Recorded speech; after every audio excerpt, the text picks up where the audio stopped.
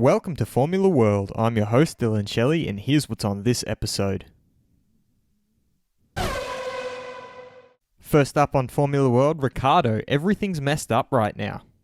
The regulations overhaul originally planned for 2021 has now been pushed back to 2022. Many think that this might throw a spanner into the plans of many drivers regarding signing a new contract at the end of 2020.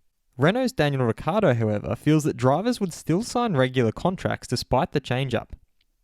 Everything's messed up right now and it's hard to say, but my best guess is that people will make the decisions they want to irrespective of how things have changed.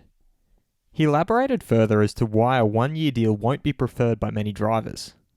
I find it hard to believe that anyone would sign a one-year deal just to be a free agent for 2022 because of the risks involved. Unless you're in a unique situation, 1 year is normally far from ideal, so I imagine any contracts signed from now will carry over from the old regs to the new regs now coming on for 2022. He did concede that the situation throws up some interesting possibilities. It does make it interesting when you consider most of us aren't contracted after this year besides Max and Charles. He concluded by exhibiting surprise at how the delayed regulation situation developed from his perspective.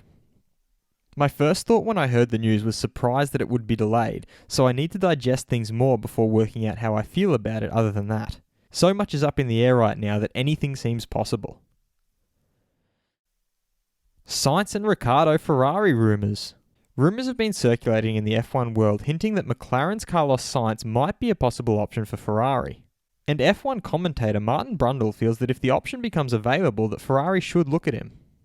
Yeah, if he's out of contract. I've always championed Carlos and to McLaren when they weren't sure about taking him. He explained why he would make an attractive prospect for Ferrari alongside Leclerc, while also hinting that Daniel Ricciardo could be an option for the same seat. I think he's got his dad's kind of sporting winning mentality. A double world rally champion, of course, his dad. I think you've got Ricciardo possibly out there as well.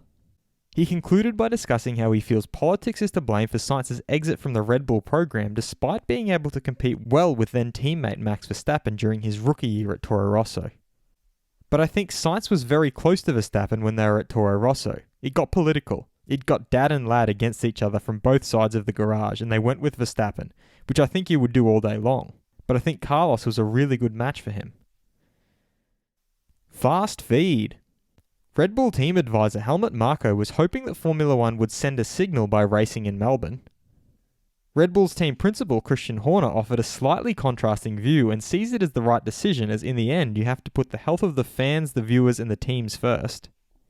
Former Red Bull Academy driver, now Williams development driver, Dan Ticktum is still sour about being dropped from the academy but feels that he is in a very good position now. Haas team principal Gunther Steiner pointed out that it is normal for teams to disagree as each team is structured differently following the revelation that a unanimous decision could not be reached regarding the cancellation of the Australian Grand Prix. Eric Boulier, ambassador of the French Grand Prix, has revealed they found solutions that should improve overtaking and drivers have to take less risks to do so at the Paul Ricard circuit. McLaren have confirmed that their engine partnership deal with Mercedes will be in effect next year as well, despite the regulations overhaul being pushed back a year to 2022. Silverstone has released a statement confirming that if they were forced to cancel the British Grand Prix, all customers who have purchased a ticket will be given the option for a full refund. Former F1 driver Pedro Della Rosa looked back at the Hamilton-Alonso partnership at McLaren in 2007 and felt that the pairing was possibly the strongest there's ever been, and thought that it was a shame it ended as they would have brought many championships to McLaren. Ferrari team principal Mattia Binotto has expressed the team's solidarity to everyone in Italy. Williams deputy team principal Claire Williams is worried that prize fund money might decrease if the race calendar is truncated, which would be incredibly difficult to manage, but is hoping that this is not the case. And Ferrari Sebastian Vettel reflected on how at some point money is no longer the most important thing, it is more about the valuation that goes with it, while discussing huge salaries for some drivers in F1 like himself. Should Sainz go to Ferrari if the option became available? Be sure to vote in the poll and let me know what you think in the comments. And if you like this video, feel free to subscribe and check out my others for all the latest in the world of Formula 1.